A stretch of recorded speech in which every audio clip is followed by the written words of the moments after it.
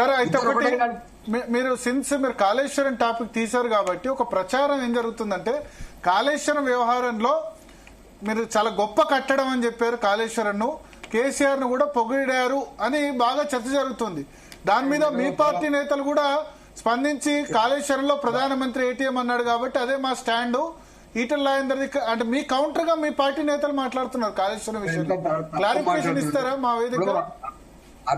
అర్థం కాని వాళ్ళ గురించి నేను మాట్లాడను, కానీ ఇప్పుడు అర్థం అయిన తర్వాత కూడా లోపల ఏదో కుట్ర పెట్టుకొని మాట్లాడేటోళ్ళ గురించి నేను మాట్లాడను. కానీ నిజమేందంటే ఈ ప్రాజెక్టు కేసీఆర్ తో మొదలైన ప్రాజెక్టు కాదు భరత్ గారు. తెలంగాణ సమాజం తెలవాలి. ఈ ప్రాజెక్ట్ తుమ్మిడిహట్టి అంటే ప్రాణహిత చేవేళ్ల ప్రాజెక్టు మధ్యలో బాబాసాహెబ్ అంబేద్కర్ గారు సృజల స్రవంతి ప్రాజెక్ట్ కింద పెట్టింది. మీకు ఐడియా దీంట్లో 28 ప్యాకేజీలో ఉన్నాయి. ఇప్పుడు ఇవాళ కట్టినటువంటి మనం చూస్తున్నటువంటి ఎల్లంపల్లి గాని, మిడిమానేరు గాని, అదేవిధంగా మల్లన్న సాగర్ గాని, కొండపోచమ్మ సాగర్ గాని, లేకపోతే ఇలా ఆదిలాబాద్ లో నిజామాబాద్ లో జరిగినటువంటి ప్యాకేజీలు గాని, ఇవన్నీ కూడా అప్పుడు 2005లో ఉండి నేను మళ్ళీ చెప్తున్నా, ఈ కాళేశ్వరం ప్రాజెక్టు ఇప్పటిది కాదు, 2005లో జలయజ్ఞంలో భాగంగా మొదలైనవి. దీంట్లో 2 సంవత్సరాలు పూర్తయ్యే ప్రాజెక్టులు, 5 సంవత్సరాలు పూర్తయ్యే ప్రాజెక్టులు. ఒకవేళ నిజంగానే కాంగ్రెస్ పార్టీ కావాలంటే నిజాయితీగా కనుక ఉండి ఉంటే తెలంగాణ ప్రాజెక్టు పూర్తి చేయాలి, తెలంగాణ రైతులకు నీళ్లు ఇవ్వాలనే భావన కనుక ఉండి ఉంటే 2010 వరకే ఇవన్నీ కంప్లీట్ కావాలండి. కానీ అనేక కారణాల వల్ల కాలేకపోయిన తర్వాత 2014 మీకు తెలుసు, మేము 14 సంవత్సరాల కాలం పాటు ఉద్యమం చేసినాం. అనేక మంది తెలంగాణ బిడ్డలు తమ ప్రాణాలను, అమూల్యమైన ప్రాణాలను తెలంగాణ రాష్ట్రం కోసం బలిపెట్టిండ్రు. దేనికోసం? నీళ్ల కోసం, నిధుల కోసం, ఉద్యోగాల కోసం. మరి మేము ఒకసారి నేను ఏ ఎస్ఆర్ఎస్పి ప్రాజెక్ట్ అయితే 1963లో కంప్లీట్ అయిందో, ఇప్పటి మొన్న కాళేశ్వరం ప్రాజెక్టు కంప్లీట్ అయ్యేంత వరకు కూడా ఫేజ్ 2కు నీళ్లు పోలేదు. ఈవెన్ ఫేజ్ 1లో కూడా 8 లక్షలకు 9 లక్షల ఎకరాల నీళ్లు వచ్చినా కూడా అక్కడ కూడా వారాబందీ పద్ధతిలో మళ్ళీ బోర్లు, బావులు యథావిధిగా నడిచినాయి. ఎప్పుడు ఎస్ఆర్ఎస్పికి నీళ్లు వచ్చినాయి పూర్తిగా అంటే ఎల్లంపల్లి కంప్లీట్ అయిన తర్వాత, మిడిమానేరు కంప్లీట్ అయిన తర్వాత మాత్రమే వచ్చినాయి. మీకు తెలుసు. అందుకని నేను ఏమంటున్నా, ప్రాజెక్టు కట్టడానికి భారతీయ జనతా పార్టీ వ్యతిరేకం కాదు. తెలంగాణకు ప్రాజెక్టు రావాల్సిందే. రాకపోతే ఎడారిగా మారిపోయేటువంటి ఆస్కారం ఉంది. బోరుబాయిలతో ఓపెన్ వెళ్లతో తవ్వి అప్పుల పాలైపోయిన రైతాంగం అంతా కూడా. బోర్లు వేసి బోర్ల పడ్డ తెలంగాణ, బావులు తవ్వి అప్పుల పాలైన తెలంగాణ.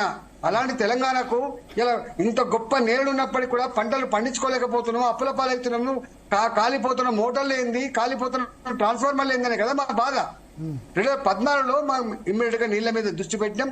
ఈ ఇన్కంప్లీట్ షేప్ లో ఉన్నటువంటి మీది ఒకటే కాళేశ్వరం ఒకటే పూర్తి చేస్తలేమని మేము ఇప్పుడు మహబూబ్ నగర్ లో ఉన్నటువంటి దిండి గాని, కోయిల్ సాగర్ గాని, ఇవన్నీ కూడా పూర్తి చేయాలని చెప్పి సంకల్పించి అన్నిటికన్నీ ఒక ఉపసంఘం వేసి, మంత్రివర్గ ఉపసంఘం వేసి దీన్ని ఎట్లా కంప్లీట్ చేయాలి, దీని విధి విధానం లేదని చెప్పి నిష్ఠాలతో మాట్లాడి ఇవన్నీ చేసాం. అప్పుడు ఈ ఎల్లంపల్లి ప్రాజెక్టు దగ్గర నీళ్లు ఇక్కడ దొరకవు, కిందికి పోతే దొరుకుతాయని చెప్పి రకరకాల టెక్నికల్ కారణాల వల్ల ఇచ్చినప్పుడు అట్లా మార్పు గురించి నేను మాట్లాడతలేను, టెక్నికల్ ఆస్పెక్ట్ అది. రెండోది, నేను అక్కడ ఏ కాంట్రాక్టర్ కి ఇచ్చిండు, ఎంత ఎక్సెస్ కి ఇచ్చిండ్రు, ఎంత ముడుపులు ముట్టినాయి, ఎంత సొమ్ము ప్రయాసము దుర్వినియోగమైంది, అదొక అలాగే సబ్జెక్ట్. నేను చెప్తుందల్లా కూడా ఏంటంటే మొదటి నుంచి కూడా ప్రాజెక్టు కట్టడం తప్పు కాదు, ప్రాజెక్ట్ కట్టవలసిందే. ఇది ఈయన మొదలు పెట్టిన ప్రాజెక్ట్ కూడా కాదు, గుర్తుపెట్టుకోండి. ఇప్పుడు టన్నల్స్ అప్పుడు తవ్వబడ్డాయి, లిఫ్టుల కోసం మొత్తం ఇంటేక్ వెల్స్ కట్టబడ్డాయి, మోటార్లు తెచ్చి పెట్టబడ్డాయి. అప్పటికే కొన్ని కూడా మోటార్లు కూడా పర్చేస్ చేసి పెట్టిండు.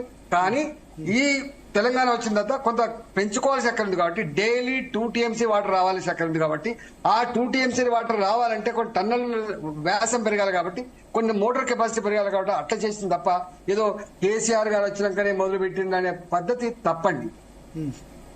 సో అంటే మీరు అన్నది గొప్ప కట్టడం అని అనలేదా, అన్నారా? ఒక ప్రాజెక్టు కట్టడం చాలా ఇంపార్టెంట్ అని చెప్పినాను. ఓకే, ప్రాజెక్టు కట్టడం చాలా ఇంపార్టెంట్ అని చెప్పినాను. తెలంగాణకు అది తప్ప వేరే దిక్కులే అని చెప్పిన. కృష్ణా నదిలో మాకు నీళ్లు లేవు, దయచేసి తెలంగాణ రైతాంగం తెలుసు. ఇప్పుడు మీకు ఇది తెలియదు కానీ భరత్ గారు, నా కరీంనగర్ జిల్లా ప్రాంత వాసులకి, నా వరంగల్ జిల్లా ప్రాంత వాసులకి, ఎలంపల్లి బ్యాక్ వాటర్ లోనే ఉంటాను ఈటల రాజేందర్ గారు, తెలుసు కదా ధర్మపురి.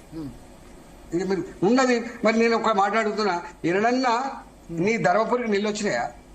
ఎన్నడన్నా ఆగి కాలువ శ్రీరాంపూర్ నీళ్ళు వచ్చినాయా? వచ్చినాయా? ఓదలకు చెప్పండి. పోయినాయా వరంగల్ జిల్లాకు నీళ్ళు చెప్పండి. ఎస్ఆర్ఎస్పీలో ఇప్పుడు ఆంధ్రలో ఒక టీఎంసీకి 3,300 ఎకరాలు పారితే తెలంగాణలో ఒక టీఎంసీకి 12,000 15,000 ఎకరాలు పారుతండి. మేము లొల్లిపెట్టేది అసెంబ్లీలో మాట్లాడేది. తెలంగాణలో ఎస్ఆర్ఎస్పీ కింద ఇది మెట్ట పంటల కోసం డిజైన్ చేయబడ్డ ప్రాజెక్ట్ కాబట్టి వారాబందీలో నీళ్లు వస్తాయి కదా భరత్ గారు. ఒక 10 రోజులు నీళ్లు వస్తాయి, ఒక వారం 10 రోజులు మళ్ళీ బంద్ అయిపోతాయి. ఈ వారం 10 రోజులు బంద్ అయిపోతే వరి పంటకు నీళ్లు ఎక్కడి నుంచి వస్తాయండి? మళ్ళీ రైతాంగం అంతా కూడా మళ్ళీ ఈ నీళ్లు రానప్పుడు, కాలువలు నీళ్లు రానప్పుడు బాయిలు బోర్లే దిక్కుగా వాడుకున్నమాట వాస్తవం కదా భరత్ గారు? మీరు చెప్పండి. ఓకే, సో అంటే అందుకని ఓవరాల్ గా ప్రాజెక్ట్ వల్ల మంచి జరిగింది, కానీ దానిలో కరప్షన్ తో సంబంధం లేదు, దాంతో విభజిస్తున్నా, అంతేనా? 100%. ప్రాజెక్టు 2005 నుంచి జలయోగ్యంలో భాగంగా అనేక ప్రాజెక్టులు డిజైన్ చేయబడ్డాయి. కొన్ని మార్పులు చేర్పులు చేయబడ్డాయి, కొన్ని కెపాసిటీ పెంచబడ్డాయి, కొన్ని స్థానాలు మార్పు చేయబడ్డాయి. ఇవన్నీ ఉన్నాయి. ప్రాజెక్టు కట్టడం తప్పని మాత్రం ఎవరు రాద్దండి. ఎందుకంటే రైతాంగం నీళ్లు వచ్చినాయి కాబట్టి. ప్రాజెక్టులు జరిగినట్టు నువ్వు ఏ కాంట్రాక్టర్ ఇచ్చినావు, ఒకరికే ఇచ్చి మొత్తం పంచుకున్నావా, బినామీ కుటుంబం తీసుకున్నదా, ఎంక్వైరీ చేయి. దాని ఈటల ఆయనకి ఏమైనా వచ్చిందా, లేకపోతే ఇంకేమైనా మంత్రికైనా వచ్చిందా, వస్తే ఎన్ని వచ్చినాయి బయటపెట్టు. నేనే అంటున్నా కదా. ఎవడంటాడండి విచారణకు పోయొచ్చి బయటకు వచ్చినది మాట్లాడినా. ఈ విచారణ కమిటీ వేసినట్టు కాదు, తొందరగా రిపోర్టు తెండి, రిపోర్టు బయట పెట్టండి, దోషులు ఎవరో తేల్చండి, ఒకవేళ తప్పు చేస్తే శిక్ష వేయండి అంటాడా అండి ఎవడన్నా? నేను విచారణ కోసం పోయిన మాట అండి. అది ఎంత ధైర్యం ఉండాలి నాకు ఆ మాట మాట్లాడాలి. కానీ మీరు మాట్లాడిన తర్వాత మీ తోటి సహచరుడు తుమ్మల నాగేశ్వరరావు డిఫర్ అయ్యారు. సబ్ కమిటీ ముందు ఈ సబ్జెక్టే కాదు అని అన్నారు ఆయన. ఇప్పుడు ఒక మాట, సరే నేను మీకు సబ్ కమిటీ రిపోర్ట్ పంపించిన, మీకు నాకు తెలిసి మీకు వచ్చింది అనుకుంటా. ఓకే, మీకు వచ్చింది, మీరు అనాలిసిస్ చేయండి. నేను వాటిగా గుడ్డిగా మాట్లాడాను కదా, ఎవిడెన్స్ లేకుండా ఇట్లా మాట్లాడతారా? ఓకే. చరిత్ర లేకుండా ఇట్లా మాట్లాడతారా? ఓకే. ఏమైనా మాట్లాడితే ఆచరణలో కనబడితే మాట్లాడతా కదా. ఈటల రాజేందర్ అంటూ ఈటల రాజేంద్ర వాటిగా వేగ్గా ఏం చదువుకోకుండా గుడ్డిగా ఇంటికి ఇక్కడ రాము కదా. నేను అంటున్నా, వారు విజ్ఞులు, చాలా పెద్దవారు వాళ్ళు.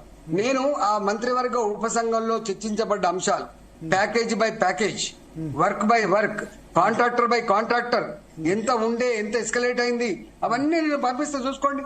ఓకే, మేము చర్చించి చూసుకోండి.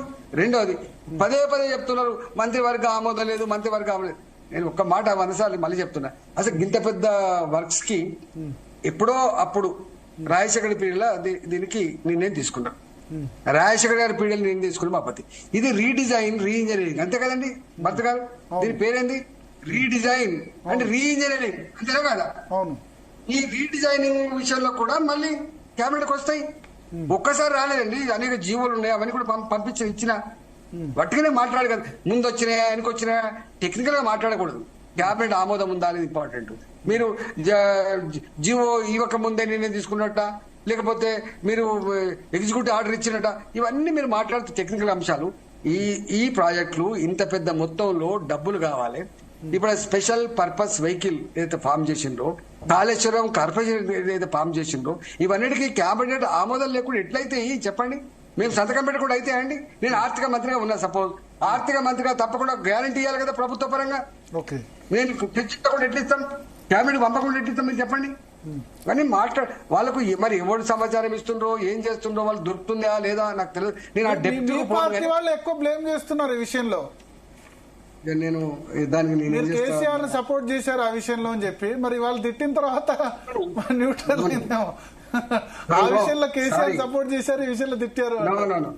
నేను అన్నాను ప్రాజెక్టులు వేగం కట్టడం తప్ప, ప్రాజెక్టులో నీరు నిల్వ పెట్టే తప్ప అవుతుందా? టెక్నికల్ ఆస్పెక్ట్ కదా, నాకేం సంబంధం?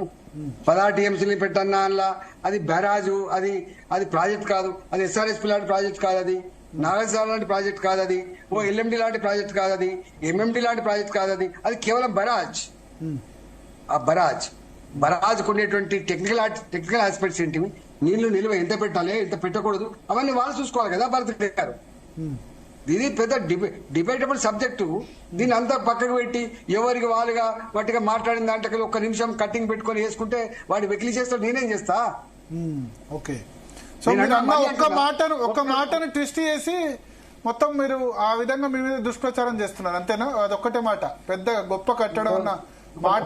ఒక మాట చెప్పను భరత్ గారు, నాలాంటి వాడు నా 25 ఏళ్లలో ఎప్పుడన్నా మాటలు మళ్ళీ విత్డ్రా చేసుకునే సందర్భాలు ఉన్నాయా మీరు చెప్పండి? నా 25 ఏళ్లలో లేదు. పాశ్చాత్తాపం వ్యక్తం చేసే సందర్భం ఉందా మీరు చెప్పండి? లేదు. ఇప్పుడు నేను హైడ్రా మీద కొట్లాడినప్పుడు మీకు అనేక రకాల స్టేట్మెంట్స్ వచ్చినాయి. ఇది ఆహా ఓహో గొప్పది, ఇది ఇంతకంటే గొప్ప ప్రోగ్రెసివ్ ముఖ్యమంత్రి ఎవరు లేరని చెప్పి మాట్లాడినారు. అవసరమైతే